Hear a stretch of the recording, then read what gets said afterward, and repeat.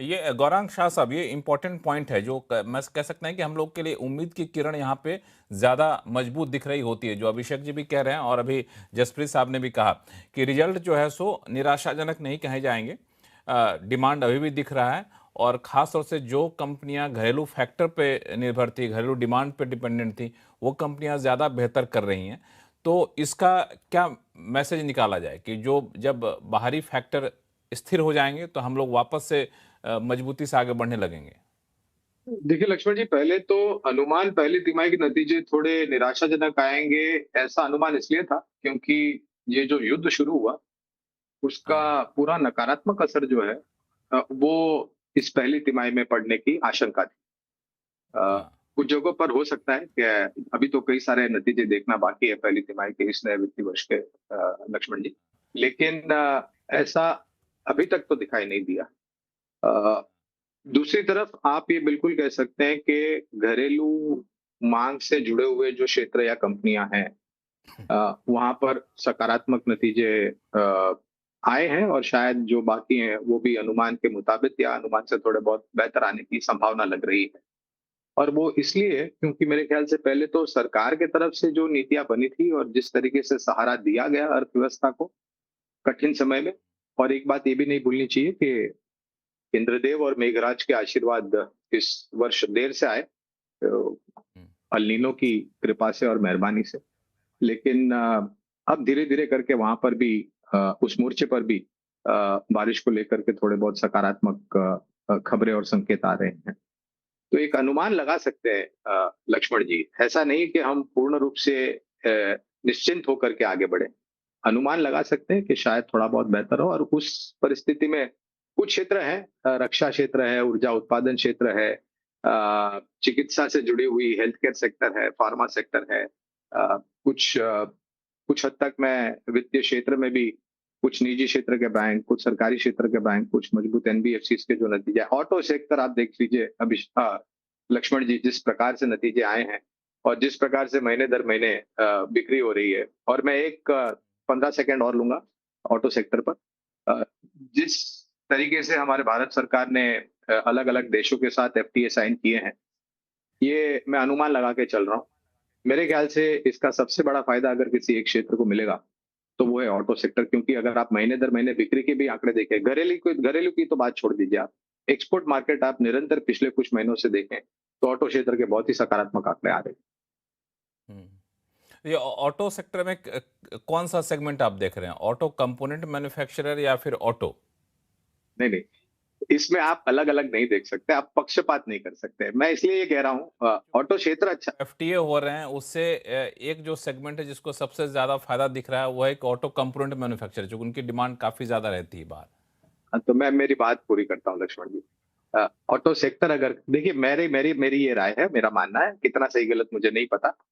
Auto sector अगर अगर अच्छा करता है तो ओईएम, टायर मैन्युफैक्चरिंग कंपनीज और बैटरी मैन्युफैक्चरिंग कंपनीज, ये सभी अच्छा करेंगे।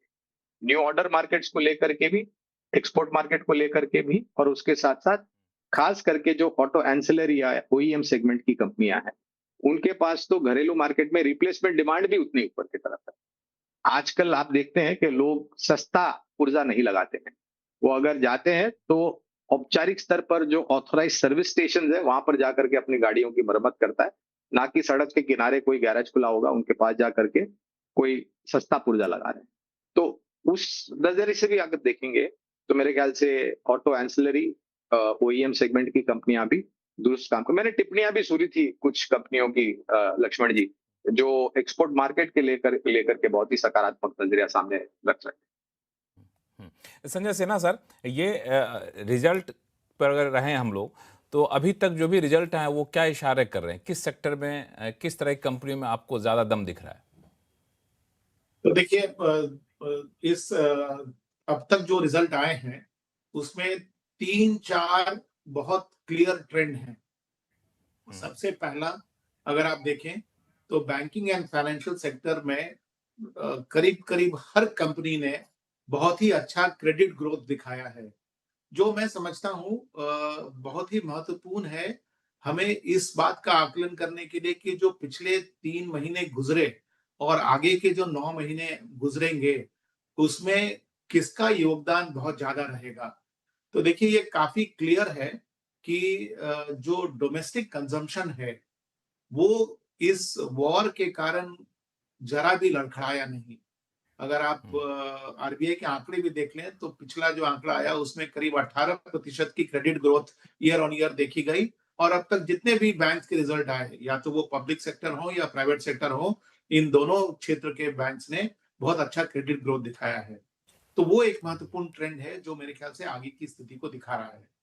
दूसरी जिसकी की चर्चा गौरव भी कर रहे थे, ऑटो सेक्टर की कंपनीज का अगर आप प्रदर्शन देखें, तो जो पिछला 3 महीना गुजरा और जबकि हमारी क्रूड के प्राइसेस इतने ज़्यादा थे, लोगों के मन में कंजम्पशन को लेके आशंका थी, लेकिन बिग टिकट आइटम तो है ऑटो की खरीदारी, उसमें ज़रा भी गिरावट मंथ ऑन मंथ नहीं आया। और उसका जो परिणाम है वो हम क्वार्टरली रिजल्ट में भी देख रहे हैं। वो टू व्हीलर की कंपनी के जो रिजल्ट्स आए वो भी अच्छे हैं। जो सीवी कंपनीज के रिजल्ट आए वो भी अच्छे हैं।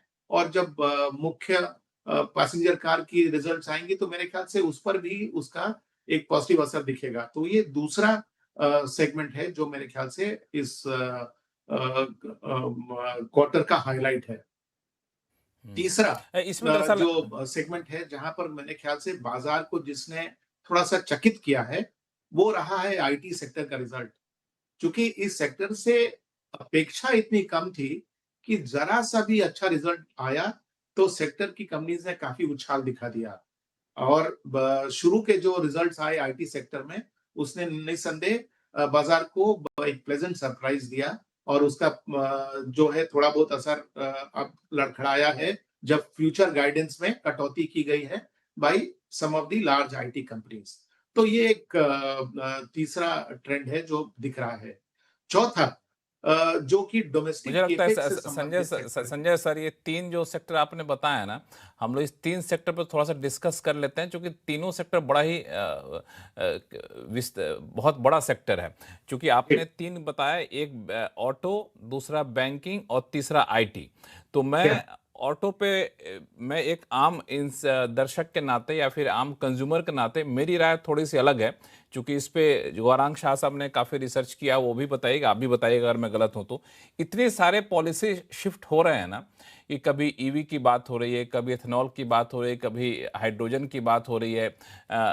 तो लगता है कि पता नहीं ऑटो सेक्टर कैसे इन सारे पॉलिसी को एब्जॉर्व करेगा, उसके हिसाब से चलने के लिए बड़ा ही असमंजस की स्थिति रहती है। आप शोरूम पे जाएंगे तो जो लोग आते हैं क्वेरीज करने, उनके भीतर भी असमंजस की स्थिति है। ठीक है, नंबर अच्छे दिख रहे हैं आपको, लेकिन इस असमंजस की स्थिति को कैसे ऑटो सेक्टर उसको एक्सेप्ट करेगा, उसकी रणनीति क्या होगी, उसको लेके मेरे मन में थोड़ी सी आशंका रहती है। गौरांग शाह साहब, इसमें कुछ ऐड करेंगे आप?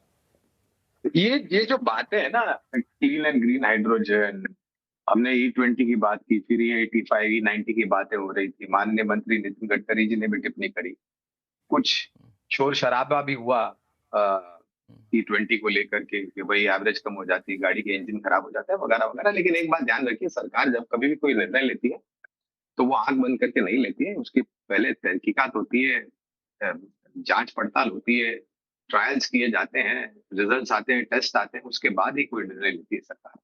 और ये जो परिवर्तन की बात है ना, लक्ष्मण जी, ये परिवर्तन इसलिए हो रहा है क्योंकि हम और आप जैसे जो और मंच पर उपस्थित जो महानुभाव है, हम जैसे जो लोग हैं, इन्होंने इस परिवर्तन को दोनों हाथों से स्वीकारा है। आप आज से 5 या 6 साल पहले मुझे आप गिनती से बताइए, आप अगर रास्ते पे जा रहे हैं, 10 गाड़ियों में से कितनी ऐसी गाड़ियां थी जो हरित ऊर्जा पे चलती थी? इलेक्ट्रिक व्हीकल की मैं बात कर रहा हूँ। मुश्किल से आपको 1-2 दिखती। आज एक रिपोर्ट पढ़ रहा था लक्ष्मण जी, हमारे यहाँ पर ना इलेक्ट्रिक व्हीकल की शुरुआत हुई थी साल 2001 में। तभी एक गाड़ी लॉन्च हुई थी रिवा करके। हालांकि उसको फिर महिंद्रा ने टेक ओवर किया वगैरह वगैरह, जो भी फिर रिलॉन्च किया गया नए रूप और अवतार में। तो ये अभी की बात नहीं है। इलेक्ट्रिक व्हीकल की शुरुआत हुई थी 2001 से रेवा से। और उसके बाद वो और अभी पिछले कुछ सालों में जिस तरीके से उपभोक्ताओं ने अपनाया, स्वीकारा और खरीदारी शुरू की है, उसकी वजह से सरकार अब और परिवर्तन ला रही है। और कंपनियां बहुत ही उत्साहित है इस नए वेरिएंट में नए प्रोडक्ट्स, नए अवतार, नए मॉडल्स उतारने के लिए। और भविष्य में जैसे हम आगे जाएंगे, हो सकता है यहाँ से और भी बेहतरीन आपको गाड़ियां दिखेगी। जहां तक इलेक्ट्रिक व्हीकल का सवाल है, एथनॉल ब्लेंडेड फ्यूल्स का सवाल है, या फिर हाइड्रोजन से चलने वाली गाड़ियाँ, ग्रीन हाइड्रोजन से। ये एक साथ नहीं होगा, इसके लिए थोड़ा-थोड़ा करके समय लगेगा परिवर्तन। अभिषेक अग्रवाल साहब, आपने इस पे गौर किया है क्या कभी? देखिए, ये आपकी बात बिल्कुल सही है कि फिलहाल बहुत कुछ हो रहा है गवर्नमेंट की इनिशिएटिव से और ये इसलिए हो रहा होगा क्योंकि सडनली लास्ट 6 महीने से आप देख रहे हैं कि क्रूड ऑयल इतना एलिवेटेड है एंड वॉर के वजह से जो सप्लाई कंस्ट्रेंट स्पेशली अपने को आई, जैसे मैंने पहले भी बहुत बार ये मेंटेन किया है कि इससे पहले भी क्रूड ऑयल $100 के ऊपर गया है, बट कभी भी इंडिया की सप्लाई के अंदर में कभी इशू नहीं आई है। अब क्योंकि वॉर जोन के अंदर में जहाँ से ये रूट आता है, वहीं पर इशू आ गया है। तो अब डेफिनेटली गवर्नमेंट चाहती है कि जैसे कि हमारे कुछ नेबर कंट्रीज ने ईवी को इतने एग्रेसिवली अडॉप्ट किया और इतना स्केल किया उन्होंने, अब शायद हमारे गवर्नमेंट को भी लग रहा है कि अब हमें उसे थोड़ा और एग्रेसिवली पुश करने की जरूरत है। अब इंडिया में एडॉप्शन तो आ गया है, बट ओवरऑल इंफ्रास्ट्रक्चर अभी भी जो है वो अंडर डेवलप्ड है। आप एक ईवी कार ले लें, बट आपको हमेशा एक रेंज एंजाइटी रहती है because you are not sure कि आपको ईवी चार्जर कहाँ मिलेगा जब भी आप कोई लॉन्ग रूट में जाना चाहते हैं। और सपोज अगर आपको दिख भी रहा हो चार्जर, तो वहां जाके आप देखेंगे तो वो चार्जर चल भी रहा है कि नहीं चल रहा है वो भी आपको पता नहीं चलेगा। सो अनफॉर्चुनेटली हमारे यहाँ पे पॉलिसी के लेवल पे तो शायद बहुत अनाउंसमेंट्स हो रहे हैं, बट ग्राउंड लेवल पे जो चीजें ट्रांसलेट होनी चाहिए वो होने की सख्त जरूरत है। सिर्फ एक कार मेकर एक कार बनाएगा एक पर्टिकुलर, चाहे वो हाइड्रोजन फ्यूल को लेके हो या ईवी को लेके हो या हाइब्रिड को लेके हो, वो सफिशिएंट नहीं है। सो अल्टीमेटली आप पॉलिसी बना के कहाँ जा रहे हैं? आप एग्जीक्यूशन करने के लिए इंसेंटिव क्या दे रहे हैं जिससे कोई ये करने के लिए उतारू हो? वो मुझे फिलहाल कुछ ऐसा दिख नहीं रहा है। अब रही बात एक छोटी सी हाइड्रोजन को लेके,